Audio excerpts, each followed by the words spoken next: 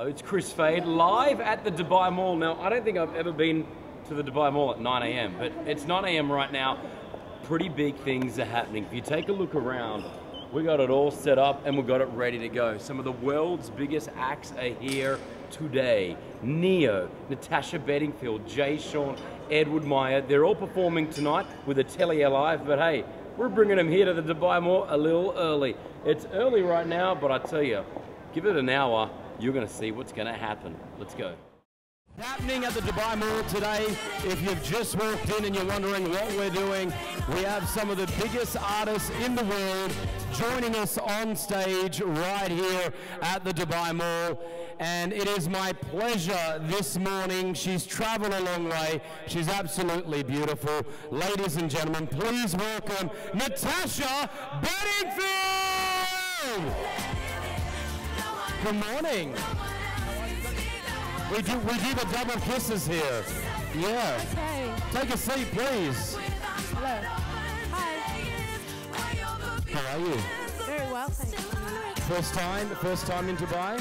Yeah, I'm excited to be in the biggest mall in the world. That's amazing. It's my first time here, yeah. What did Natasha Bedingfield expect coming to Dubai? Because we ask this question a lot and people always have different answers.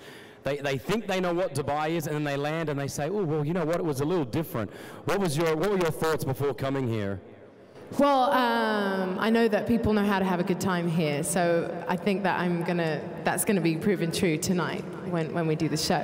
Yeah, I mean, it's absolutely glamorous and spectacular, and I love it. I love the buildings, and yeah. Are you getting to hang out after the show? Are you spending a couple of days here, or are you jetting off? Yeah, I'm going to hang out. Someone told me I need to try and ride a camel. Yes, definitely. So have you ever ridden a camel before? Never. Oh, wait for it. Riding a camel's fun, right? We enjoy riding the camel. The one warning is when you're getting off the camel, that's when you have to watch out. It does basically a drop that just goes straight down. Wow. So you must be holding on to that camel. Okay, I'll make sure. I'll take your tip. Tonight, you're excited? Big performance with a Telly Live down at Dubai Sports City? Yeah, I mean, it's just like all about music tonight, and some of my friends are going to be on stage, Leona Lewis, Neo, Jay Sean, and then also there's an after party, so yeah, it's going to be fun. I was going to ask you about that. You get to tour with, have you ever toured with these guys before? Is this the first where you're like sort of friends and you get to hang out? I've written songs with Neo. Me and Leona are really good friends. We're both English girls who spend a lot of time in LA, so it's funny because we end up not hanging out that much in LA, and we're coming to Dubai and we get to see more. Each other. Yeah. Originally born in New Zealand? I'm from New Zealand, but I was born in England. Okay, how long were you in New Zealand for? All my grandparents, cousins, everyone's there. Yeah. And then UK, and now in the States? Yeah.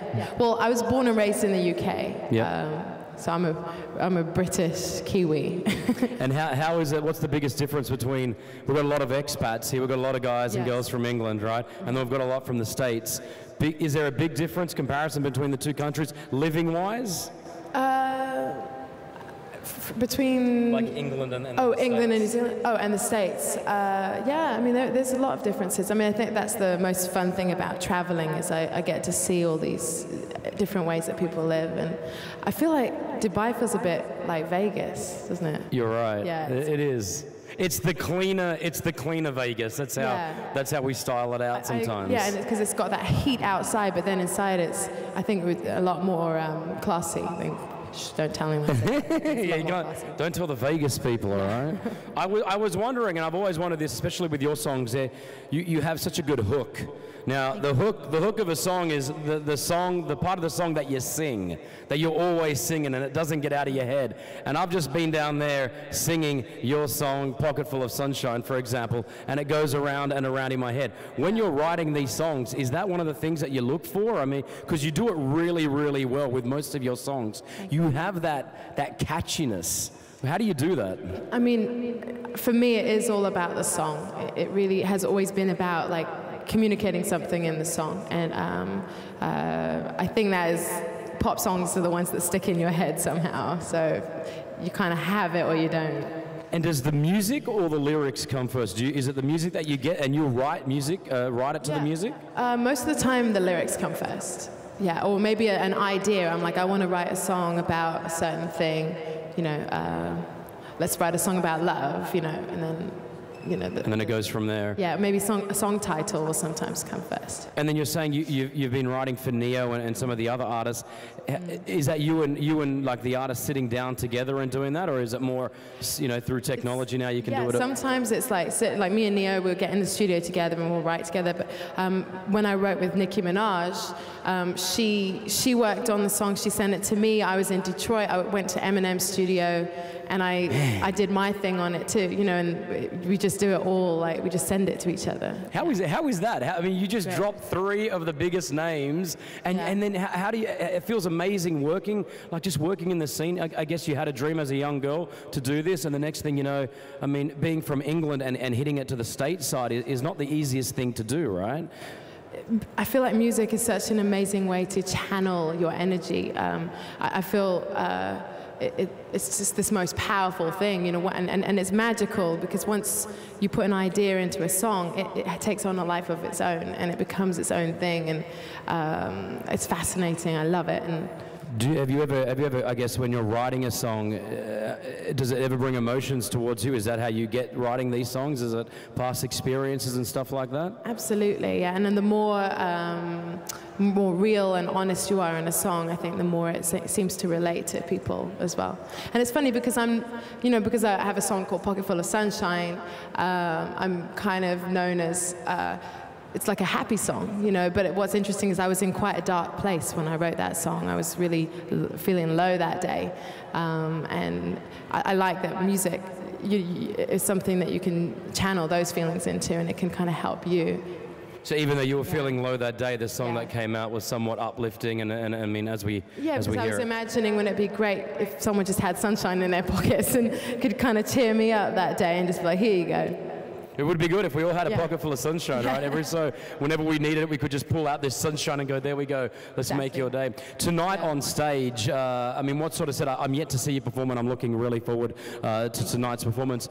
Is it a live band? Is it you on your own? Like, how do you do it? What's your performance? Yeah, it's going to be quite an acoustic performance. I've got a drummer and a guitarist, and we're just going to bring the energy that way, really live and fresh. Is it hard to break into different industries, as in the UK, from the UK to the States, etc.? And what tips do you have for any of the young girls or guys wanting to do the same? Yeah, British artists like Adele are doing so well. You know, I do think there's a lot of challenges because everyone has a voice and everyone wants to be heard, but it's the challenges to be heard above all the things that are going on. And I'm so proud that someone like Adele won all those Grammys, because she, in a time where music is really quite, well, there's just so much noise going on, she kind of cut through with something really real and deep. And I think that, you know, the internet and everything is really creating a lot of ways that people can be heard. You know, everyone can get YouTube videos seen and things like that, so that's really good. But the main challenge is, how do you get your voice heard above everyone else's? Which you do, which Natasha Bedingfield does amazingly well. What do you like doing, apart from the music side of thing? What does Natasha Bedingfield enjoy doing on her spare time? Oh, I love going to different countries and seeing things. I really do. I love exploring and meeting people. You're in India. You've been to India. You're doing some charity work. Yeah, what's that all about? I get involved in my mum's charity, which is called Global Angels. And what's it involve? It's just about, you know, helping people all over the world. I don't know. Yeah. That's kind of something that makes. It's a good way to put my energy when I can, yeah. Have you ever been somewhere in the world where you just thought, you looked around and you thought to yourself, look where I am right now, and you sort of take a step back? Absolutely. You know, there's those moments where you have to pinch yourself, you know, when you're singing at the White House, or, you know, and the president says your name. It's like, what, that, you know. How was that? How was that for an Amazing. experience? Yeah, that was incredible. And then all of Motown was actually in the audience. So there was like Stevie Wonder, and I was singing a Smokey Robinson song to Smokey Robinson. So that was an incredible feeling for me. Is that one of the memories that years to come you look back on? Yeah, absolutely. Most of the time, when I actually have to wake up and pinch myself, it's in the mornings, and I'm like, which country am I in? I just don't know where I am anymore. All right, well, it is once again, it's a pleasure to have Natasha Bedingfield on stage here at the Dubai Mall. We're looking forward to your performance tonight. Thank you. A couple of things that we want you to do. You got to go to the desert safari, okay? You got to get on go into the desert and ride the camels. Perfect. All right, we've got the tallest tower in the world just down the road here at Burj Khalifa. Shopping, yes. Yeah. Yes. I'll probably have my cap down and you'll see me shopping somewhere. You'll be there. It'll be like, where's Waldo? Where's Natasha? Where's Natasha? Yeah. Ladies and gentlemen, once again, a round of applause. She's absolutely beautiful. Good to meet you. Natasha Bedingfield. Thank you so much. Cool. Thank you very much. Once again, ladies and gentlemen, Natasha Bedingfield. We've got a big day planned. We've got a big night planned as well. Stay tuned. Edward Meyer, Jay Sean, and Neo joining us live down here at the Dubai Mall shortly.